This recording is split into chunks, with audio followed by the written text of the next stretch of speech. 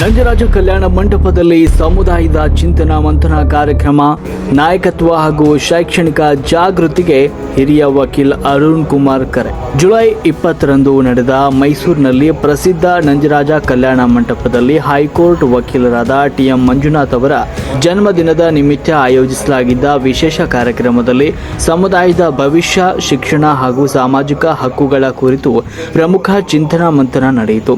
ಕಾರ್ಯಕ್ರಮದಲ್ಲಿ ಪಾಲ್ಗೊಂಡು ಮಾತನಾಡಿದ ಮೈಸೂರಿನ ಹಿರಿಯ ವಕೀಲರಾದ ಅರುಣ್ ಕುಮಾರ್ ಅವರು ಶೋಷಿತ ಸಮುದಾಯಗಳ ಪ್ರಸ್ತುತ ಸಾಮಾಜಿಕ ಆರ್ಥಿಕ ಸ್ಥಿತಿಗತಿ ಹಾಗೂ ಸಾಂವಿಧಾನಿಕ ಹಕ್ಕುಗಳ ಕುರಿತು ಗಂಭೀರ ವಿಚಾರಗಳನ್ನು ಹಂಚಿಕೊಂಡರು. ಮೈಸೂರಿನ ನಂಜರಾಜ ಕಲ್ಯಾಣ ಮಂಟಪದಲ್ಲಿ ಆಯೋಜಿಸಲಾಗಿದ್ದ ಈ ಸಮಾವೇಶದಲ್ಲಿ ರಾಜ್ಯದ ವಿವಿಧ ಜಿಲ್ಲೆಗಳಿಂದ ಆಗಮಿಸಿದ್ದ ಸಮುದಾಯದ ಮುಖಂಡರು, ನಿವೃತ್ತ ಅಧಿಕಾರಿಗಳು ಹಾಗೂ ಯುವ ಹೋರಾಟಗಾರರು ಭಾಗವಹಿಸಿದ್ರು. ವೇದಿಕೆಯನ್ನ ಉದ್ದೇಶಿಸಿ ಮಾತನಾಡಿದ ಹಿರಿಯ ವಕೀಲ ಅರುಣ್ ಕುಮಾರ್ ಅವರು ಮೈಸೂರಿನ ಸಂಸ್ಥಾನದ ಇತಿಹಾಸವನ್ನು ಸ್ಮರಿಸುತ್ತಾ ನಾಲ್ವಡಿ ಕೃಷ್ಣರಾಜ ಒಡೆಯರ್ ಅವರು ಬ್ರಾಹ್ಮಣೇತರ ಮತ್ತು ಶೋಷಿತ ವರ್ಗಗಳ ಶಿಕ್ಷಣ, ಅಧಿಕಾರ ಹಾಗೂ ಆಡಳಿತದಲ್ಲಿ ನೀಡಿದ ಅವಕಾಶಗಳನ್ನು ಉಲ್ಲೇಖಿಸಿದರು. ಸುದೀರ್ಘ ಹೋರಾಟಗಳ ಫಲವಾಗಿ ಒಳ ಮೀಸಲಾತಿ ತತ್ವ ಸಮ್ಮತವಾಗ್ತಾ ಇದ್ರು. ಅದನ್ನು ಸರಿಯಾಗಿ ಬಳಸಿಕೊಳ್ಳಲು ಸಮುದಾಯದಲ್ಲಿ ಅರ್ಹ ವಿದ್ಯಾವಂತರ ಹಾಗೂ ದಕ್ಷ ನಾಯಕರ ಕೊರತೆ ಎದುರಾಗ್ತಾ ಇರೋದು ಚಿಂತಾಜನಕವಾಗಿದೆ ಅಂತ ಹೇಳಿದರು. ಸಮುದಾಯಕ್ಕೆ ಕೇವಲ ಚುನಾಯಿತ ಜನಪ್ರತಿನಿಧಿಗಳಿಂದ ಸಮುದಾಯದ ಭವಿಷ್ಯವನ್ನು 50ರಿಂದ 100 ವರ್ಷಗಳ ದೂರದೃಷ್ಟಿಯಿಂದ ಆಲೋಚಿಸುವ ನಿಜವಾದ ಸಾಮಾಜಿಕ ನಾಯಕರ ಅಗತ್ಯವಿದೆ. ಬಾಬಾ ಸಾಹೇಬ್ ಅಂಬೇಡ್ಕರ್ ಅವರು ಚುನಾವಣಾ ರಾಜಕೀಯಕ್ಕಿಂತ ಮಿಗಿಲಾಗಿ ಸುದ್ದಿಚಾರ ಮತ್ತು ಜ್ಞಾನದ ಮೂಲಕ ಜಾಗತಿಕ ಮಟ್ಟದಲ್ಲಿ ಗುರುತಿಸಿಕೊಂಡ ಮಾದರಿಯನ್ನು ಪ್ರತಿಯೊಬ್ಬರು ಅನುಸರಿಸಬೇಕು ಅಂತ ಪ್ರತಿಪಾದಿಸಿದರು. ಕಾರ್ಯಕ್ರಮದಲ್ಲಿ TM ಮಂಜುನಾಥ್ ಅವರಿಗೆ ಶುಭವನ್ನು ಹಾರೈಸಿದ ಗಣ್ಯರು ಸಮುದಾಯವನ್ನು ಸಮಾಜದ ಮುಖ್ಯ ವಾಹಿನಿಗೆ ತರಲು ಸಂಘಟಿತ ಪ್ರಯತ್ನ ಹಾಗೂ ಜಾಗೃತಿ ಅಗತ್ಯ ಅಂತ ಅಭಿಪ್ರಾಯ ವ್ಯಕ್ತಪಡಿಸಿದರು. ರಾಷ್ಟ್ರಕ್ರಾಂತಿ ನ್ಯೂಸ್, ಮೈಸೂರು. ಮಾತಾಡಬೇಕು ಅಂತ ಈ ಸಂದರ್ಭದಲ್ಲಿ ಕೇಳ್ಕೊತೀನಿ. ದಯಮಾಡಿ ಅರುಣ್ ಅವರು ಮಾತಾಡಬೇಕು. ಈ ರೀತಿಯೂ ಆಚರಣೆ ಮಾಡ್ಕೋಬಹುದು ಅಂತ ನಾನು ಮೊನ್ನೆ ನಂಜನಗೂಡಿಗೆ ಹೋಗಿದ್ದೆ. ಅಲ್ಲಿ ನಮ್ಮ ಲೋಡರ್ಸ್ ಸಂಘದ ಅಧ್ಯಕ್ಷ ಚಂದ್ರು ಅನ್ನೋನು ಅವನ ಹುಟ್ಟುಹಬ್ಬನ್ನು ಕೂಡ ಅವನೊಂಥರ ವಿಭಿನ್ನವಾದ ಆಚರಣೆ ಮಾಡಿದ. ಬಹುಶಃ ನಾನು ಈ ಮೈಸೂರು ಜಿಲ್ಲೆಯಲ್ಲಿ ನೋಡಿದಂಥದ್ದು ಇವೆರಡೇ ಹುಟ್ಟುಹಬ್ಬ ಒಂಥರ ವಿಭಿನ್ನವಾಗಿರೋಂಥದ್ದು. ಮಂಜಣ್ಣ, ನಿಮಗೆ ದೇವರು ಒಳ್ಳೇದು ಮಾಡಲಿ. ನೀವು ವೆರಿ ಸಾಫ್ಟ್ ಸ್ಪೋಕನ್ ಪರ್ಸನ್. ನಿಮ್ಮ ಹುಟ್ಟುಹಬ್ಬಕ್ಕೆ ಒಂದು ನಿಮ್ಮನ್ನ ಶುಭ ಕೋರಕ್ಕೆ ನಿಮಗೋಸ್ಕರ ನಮಗೂ ಕೂಡ ಸಂತೋಷ, ಹೆಮ್ಮೆ ಆಗುತ್ತೆ. ಕೆಲವು ಕಾರ್ಯಕ್ರಮಗಳಿಗೆ ಬರಬೇಕಾದ್ರೆ ಏನೋ ಒಂದು ಹೆವಿನೆಸ್ ಇರುತ್ತೆ, ಏನೋ ಅಡ್ಜಸ್ಟ್ಮೆಂಟ್ ಇರುತ್ತೆ. ಆದರೆ ಮಂಜಣ್ಣ ಅವರ ಹುಟ್ಟುಹಬ್ಬಕ್ಕೆ ಬಹಳ ಸಂತೋಷದಿಂದ ಬಂದಿದ್ದಾರೆ. ಹಾಗಾಗಿ ಹುಟ್ಟುಹಬ್ಬದ ಶುಭಾಶಯಗಳು ನಿಮಗೆ. ಇಷ್ಟು ಜನ ಮಾತಾಡಿದವರಿಂದ ಎಲ್ಲ ಮಂಜು ಅವರ ತಾಯಿ ಹೃದಯ ಬಗ್ಗೆ ಮಾತಾಡ್ತಾರೆ. ಮಂಜು ಅವರು ವೈಯಕ್ತಿಕವಾಗಿ ನನಗೆ ಬಹಳ ವರ್ಷಗಳಿಂದ ಪರಿಚಯ ಇಲ್ಲ. ಆದರೆ ಈ ಒಳ ಮೀಸಲಾತಿ ಹೋರಾಟ ಸ್ಟಾರ್ಟ್ ಆದಾಗಿಂದ, ಅದು ಆಗಸ್ಟ್ 1, 2024 ಸುಪ್ರೀಂ ಕೋರ್ಟ್ ಜಡ್ಜ್ಮೆಂಟ್ ಬಂತು. ಅದಾದ ಮೇಲೆ ನಾವು ಮೈಸೂರಲ್ಲಿ ಆಗಸ್ಟ್ 1 ಜಡ್ಜ್ಮೆಂಟು, ಆಗಸ್ಟ್ 3ಕ್ಕೆ ಪ್ರೆಸ್ ಮೀಟ್ ಮಾಡಿದ್ವಿ, ಚಾಮರಾಜನಗರ ಮಾಡಿದ್ವಿ, ಮಂಡ್ಯ ಮಾಡಿದ್ವಿ. ಬೆಂಗಳೂರಲ್ಲಿ ಮಾಡಬೇಕಲ್ಲ, ಯಾರನ್ನ ಟ್ರ್ಯಾಕ್ ಮಾಡಬೇಕು ಅಂದಾಗ ನಮ್ಮ ತಂಡದ ಸದಸ್ಯರು ಹುಡುಕಿದ್ದೆ ಮಂಜು. ಹಾಗಾಗಿ ನಮ್ಮ ಮೊದಲನೇ ಪತ್ರಿಕಾಗೋಷ್ಠಿ ಬೆಂಗಳೂರಿಗೆ ಮಾಡಿದಂಥ ಸಂದರ್ಭದಲ್ಲಿ ಎಲ್ಲೋ ಇದ್ದವರು ಹೋಗಿ ದುಡ್ಡು ಕಟ್ಟಿ ಪ್ರೆಸ್ ಕ್ಲಬ್ಗೆ ಇವರು ಸ್ವಂತ ದುಡ್ಡನ್ನ ನಮ್ಮನ್ನೆಲ್ಲ ಪ್ರೆಸ್ ಮೀಟ್ ಮುಗಿದ ಮೇಲೆ ಒಂದು ಒಳ್ಳೆ ಊಟ ಕೊಡಿಸಿ, ಅದು ಏನು ಒಳ್ಳೆ ನಾಟಿ ಸ್ಟೈಲ್ ಬನ್ನಿ ಸರ್ ಅಂತ ಎಲ್ಲ ಕಲ್ಲಿ ಹುಡ್ಕೊಂಡು ಕರ್ಕೊಂಡು ನಿಲ್ಸಿದ್ರು. ಒಳ್ಳೆ ಊಟ ಕೊಟ್ಟು ನಮ್ಮನ್ನ ಕಳಿಸ್ಕೊಟ್ರು, ಅದನ್ನು ಬಿಡಿಸ್ಕೊಟ್ರು. ಸೊ ನಾನು ಏನು ಹೇಳಕ್ಕೆ ಇಚ್ಛೆ ಪಡ್ತೀನಿ ಅಂತ, ನೀವೆಲ್ಲ ಏನು ಹೇಳಿದ್ರಿ ತಾಯಿ ಹೃದಯ ಅಂತ, ಅದನ್ನು ನಾನು ಕೂಡ ಎಂಡೋರ್ಸ್ ಮಾಡ್ತೀನಿ. ಆ ತಾಯಿ ಹೃದಯ ಬರೋದಕ್ಕೆ ಅವ್ರ ಧರ್ಮಪತ್ರಿಗಳು ಕೂಡ ಕಾರಣ ಆಗಬೇಕು. ಇಲ್ಲಾಂದ್ರೆ ಸಕ್ಸಸ್ಫುಲ್ ಮ್ಯಾನ್ ವುಮನ್ ಅಂತ ಅರ್ಥ ಆಯ್ತು ಹೇಳಿದ್ರು. ಒಬ್ಬ ಪುರುಷನ ಯಶಸ್ಸಿನ ಹಿಂದೆ ಮಹಿಳೆಯ ಪಾತ್ರ ಇರುತ್ತೆ. ಸೊ ಮೇಡಮ್, ತಮಗೂ ಕೂಡ ಕೃತಜ್ಞತೆಗಳು ಮತ್ತು ಅಭಿನಂದನೆಗಳು. ಇನ್ನು ಸಬ್ಜೆಕ್ಟಿಗೆ ಬರೋದಾದ್ರೆ ನೀವೆಲ್ಲ ಗಮನಿಸಿದ್ದೀರ, ನಾವು ಎಲ್ಲೇ ಭಾಷಣ ಮಾಡಿದ್ರು ಒಂಥರ ಕಾಂಟ್ರವರ್ಸಿ ಆಗಿ ಹೋಗ್ತಾ ಇದ್ದಾರೆ. ಯಾಕೆ ಕಾಂಟ್ರವರ್ಸಿ ಆಗ್ತಿತ್ತು? ಜೈ ಮಾದಿಗ ಅಂತ ಅಲ್ವಾ? ಹೇಳೋಣ ಒಂದ್ಸರಿ, ಜೈ ಮಾದಿಗ. ಎಲ್ಲರದ್ದು ಕೂಗಿಲ್ಲ, ಅರ್ಥ ಮಾಡ್ಕೊಳ್ಳಿ ಅವಾಗ್ಲೂ. ಇಲ್ಲಿ ಶಿವಮಲ್ ಇದ್ದಾರೆ, ಗುರುಮಲ್ ಇದ್ದಾರೆ. ಗುರುಮಲ್ ಅವರು ಕೋರ್ಟ್ ಡಿಸಿಯಾಗಿ ನನ್ನವರು ಬಾಂಧವ್ಯ ಬಹಳ ನಿಕಟವಾದ ಬಾಂಧವ್ಯ. ವೃತ್ತಿನಲ್ಲಿ ನಾನು ನನ್ನದೇ ಆದಂತ ಒಂದು ಹೆಸರು ಮಾಡ್ಕೊಂಡಿದ್ದೀನಿ. ಅದು ಅವ್ರಿಗಿಂತ ಯಾರಿಗೂ ಗೊತ್ತಿಲ್ಲ ಇಲ್ಲಿರೋ ಬಹುಶಃ. ಇಷ್ಟಾದ್ರೂ ನಾವ್ ಯಾಕೆ ಜೈ ಮಾದಿಗ ಅಂತ ಎಷ್ಟು ಗಟ್ಟಿಯಾಗಿ ಕೂಗ್ತಾ ಇದ್ದೀವಿ? ಯಾಕಂದ್ರೆ ಒಗ್ಗಟ್ಟಿನ ಪ್ರತೀಕರೇ ನಮ್ಮ ಜಾತಿ. ನಮ್ಮ ಜಾತಿನ ನಾವು ಸ್ವಾಭಿಮಾನದಿಂದ ಹೇಳ್ಕೊಳ್ಳಿಲ್ಲ ಅಂತ ಅಂದ್ರೆ ಅದು ಒಗ್ಗಟ್ಟ, ನಮ್ಮ ಗುರಿ ಮುಟ್ಟಕ್ಕಾಗ. ಸೊ ಹಾಗಾಗಿ ಹೇಳ್ತೀರಾ, ನಾನು ನೋಡ್ತೀನಿ ಯಾರು ಹೇಳ್ತಾರೆ ಯಾರು ಹೇಳಲ್ಲ.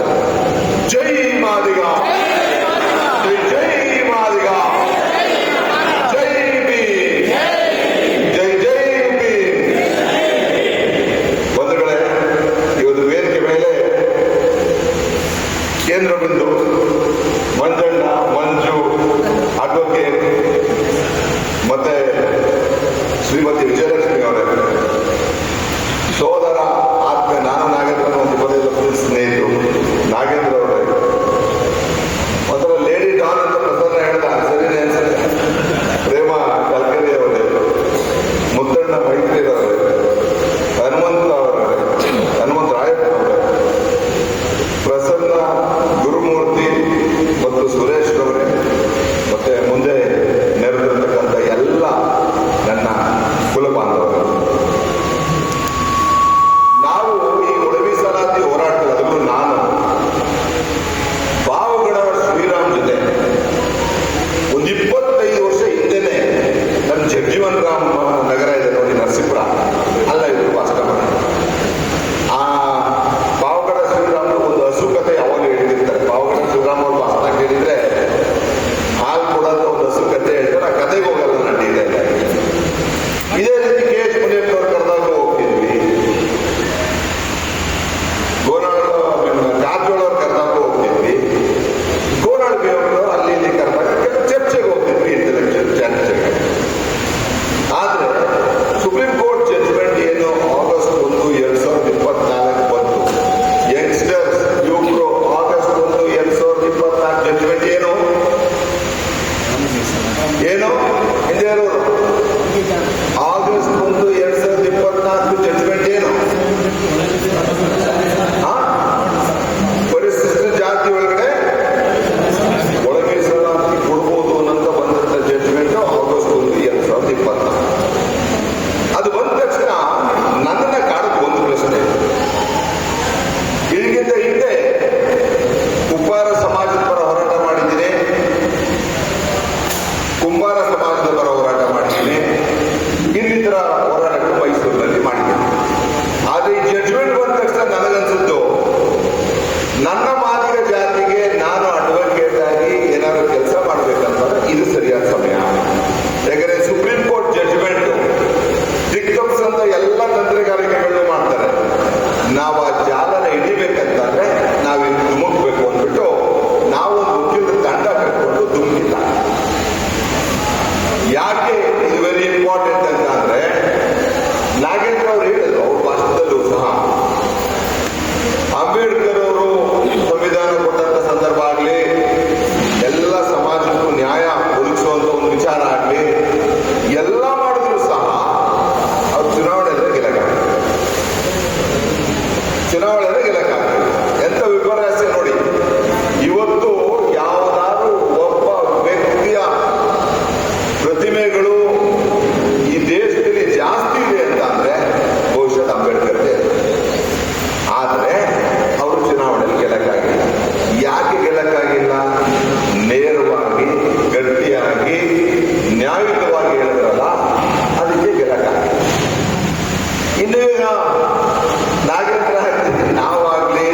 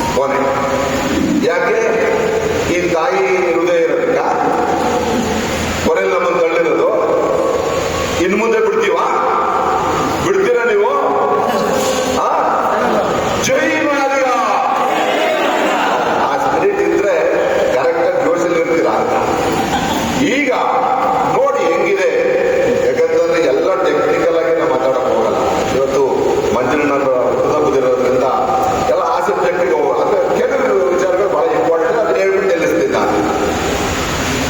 ಮೀಸಲಾತಿ ಯಾಕೆ ಕೊಡೋದು? ಈ ವ್ಯವಸ್ಥೆಯಲ್ಲಿ ನೊಂದಿರೋನು, ಬೆಂದಿರೋನು, ಅಸ್ಪೃಶ್ಯತೆ ಒಳಗಾಗಿರೋನು, ಯಾವುದೇ ತರದ ಅಪ್ಪ ಅಮ್ಮ ವಿದ್ಯಾಭ್ಯಾಸ ಇದೆ, ಆರ್ಥಿಕ ಅನುಕೂಲ ಇದೆ, ಕಷ್ಟದಲ್ಲಿರುವಂತ ವ್ಯಕ್ತಿಗೆ ಮೀಸಲಾತಿ ಕೊಡೋದು ಅಲ್ವಾ? ಸರಿತಾನೆ? ಈ ಮೀಸಲಾತಿ ಕೊಡುವಂತ ಸಂದರ್ಭದಲ್ಲಿ ನಮ್ಮ ಮಾದಿಗರದ್ದು ಬಿಡಿ, ಬ್ಯಾಕ್ವರ್ಡ್ ತಗೊಳ್ಳಿ, OBC ಅದರ ಬ್ಯಾಕ್ವರ್ಡ್ ಕ್ಯಾಸ್ಟ್ ಕ್ಯಾಟಗರಿ 1 ಇಲ್ಲೆಲ್ಲ ಮೈಸೂರು ಭಾಗದಲ್ಲ ಉಪ್ಪಾರ ತುಂಬ ಕಡೆ ಇದರ ಕಡೆ 2A 2B 3A 3B ಇದೆಲ್ಲ ಇದೆ. ಅಲ್ಲಿ ಪೋಸ್ಟ್ಗಳು ಬಂತು ಅಂದ್ರೆ ಕೆಲಸದ ಪೋಸ್ಟ್ಗಳು ಹೆಂಗ್ ಕೊಡ್ತಾರೆ? ಫಸ್ಟ್ ಕ್ಯಾಟಗರಿ 1 ಕೊಡ್ತಾರೆ, 2A ಕೊಡ್ತಾರೆ, 2B ಕೊಡ್ತಾರೆ, 3A ಕೊಡ್ತಾರೆ, 3B ಕೊಡ್ತಾರೆ, ಹೀಗೆ ಕೊಟ್ಕೊಂಡು ಹೋಗ್ತಾರೆ. ಈಗ ಮಾದಿಗರಿಗೆ ಒಳ ಮೀಸಲಾತಿ 5.25 ಜಾರಿ ಮಾಡಿ ಶೆಡ್ಯೂಲ್ ಕ್ಯಾಸ್ಟ್ ಜನರಲ್ ಅಂತ ಮಾಡೋರು ಯಾವುದು ಗೊತ್ತಾ?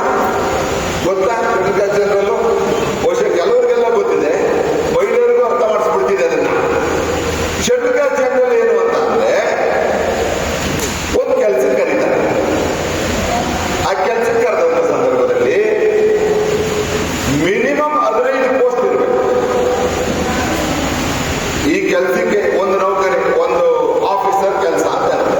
ಆಫೀಸರ್ ಕೆಲಸಕ್ಕೆ 15 ಪೋಸ್ಟ್ಗಳನ್ನ ಕರೆದ್ರೆ ಆಗ ಒಂದು ಪರಿಶಿಷ್ಟ ಜಾತಿ ಮಾದಿಗರದು, 7 ಪರಿಶಿಷ್ಟ ಜಾತಿ ಕುತ್ಕೊಳ್ಳಂತ ಬಿಂದು ವಲಯದ್ದು, 14 ಕುತ್ಕೊಳ್ಳಂಥದ್ದು ಗೋವಿ ಲಂಬಾಣಿಗಳದ್ದು. ಸೊ ಹಾಗಾಗಿ 15 ಹೊರಗಡೆ ಬಂದಾಗ ಎಲ್ಲಕ್ಕೂ ಹಂಚಿಕೆ ಆಗುತ್ತೆ. ಅದು 10 ಪೋಸ್ಟ್ ಇತ್ತು ಅಂತ ಅನ್ಕೊಂಡು ಈಗ 15 10 ಪೋಸ್ಟ್ ಇದೆ ಅಂತ ಆಗ ಅಲ್ಲಿ ಒಳ ಮೀಸಲಾತಿನೇ ಇಲ್ಲ. SC ಜನರಲ್ ಅಂತೆ 10 ಪೋಸ್ಟ್ ಇದ್ದಾಗ ಅದರಲ್ಲಿ 2 ಪೋಸ್ಟ್ ಏನಿರುತ್ತೆ, 1 ಮತ್ತೆ 7 ಕೊಡುವಂಥದ್ದು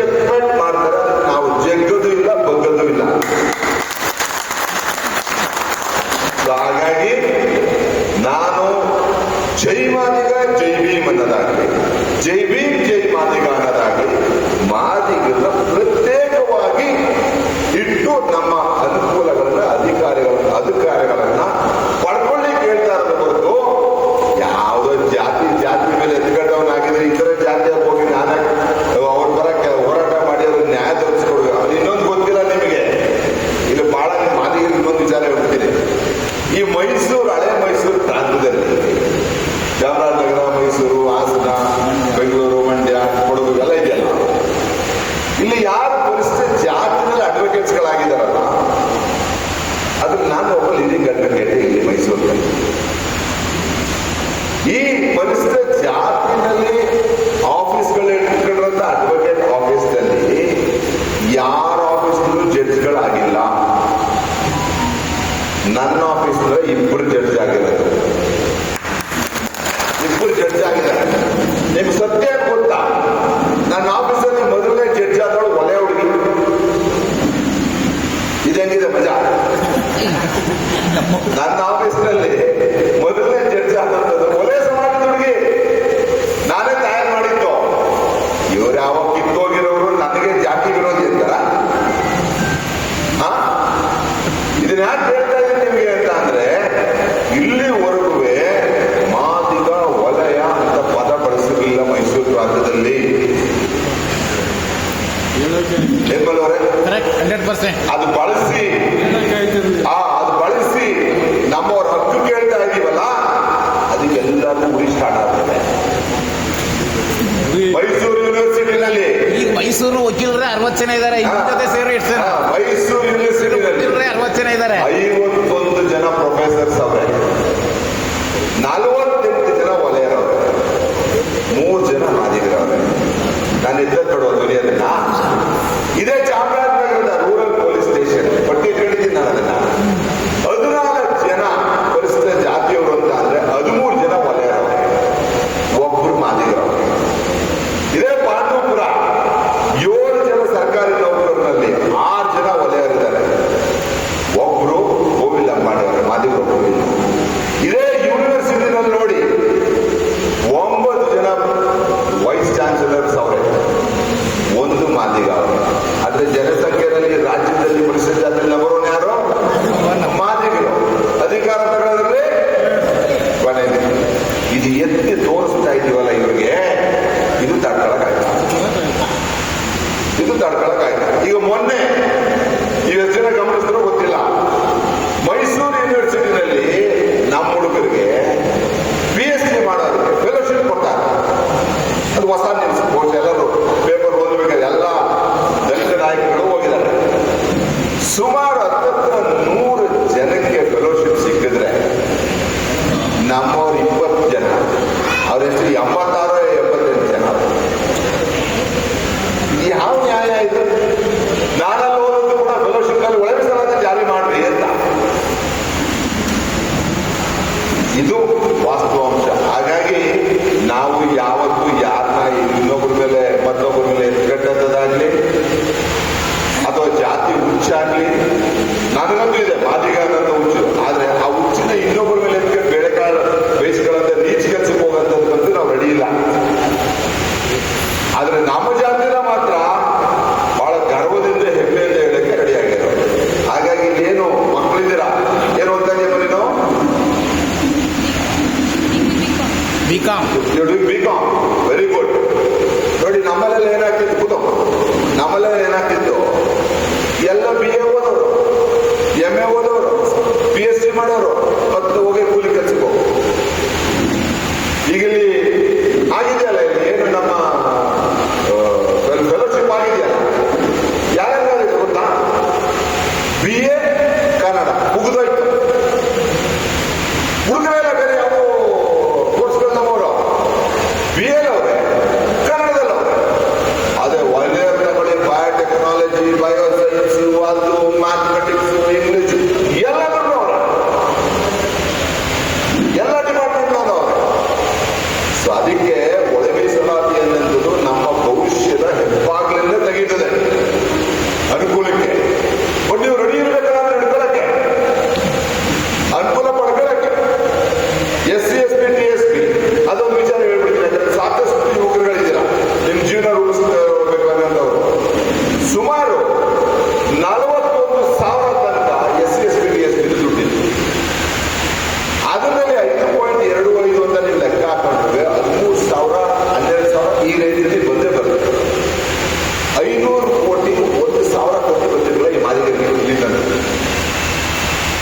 13,000 ಅಥವಾ 16,000 ಕೋಟಿ ಬಂದ್ರೆ ಏನಾಗದ್ ಬೇಡ ನನ್ನ ಜಾತಿಗೆ.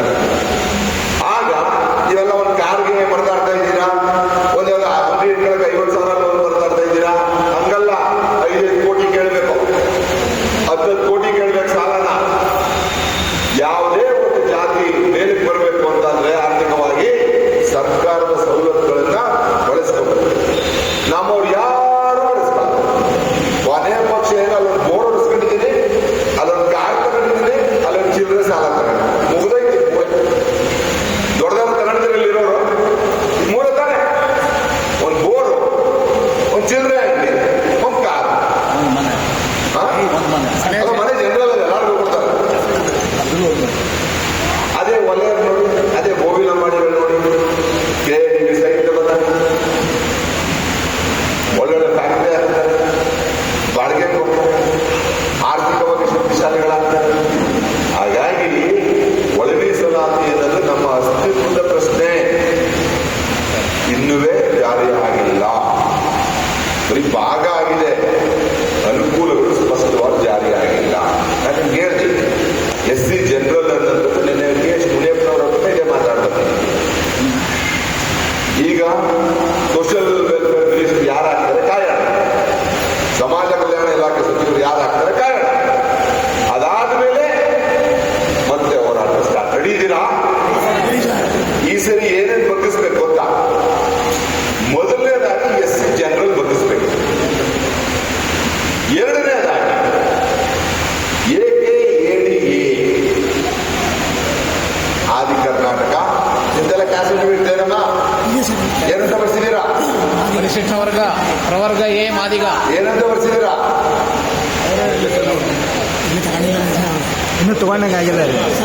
ಪ್ರವರ್ಗ ಎ ಮಾದಿಗ.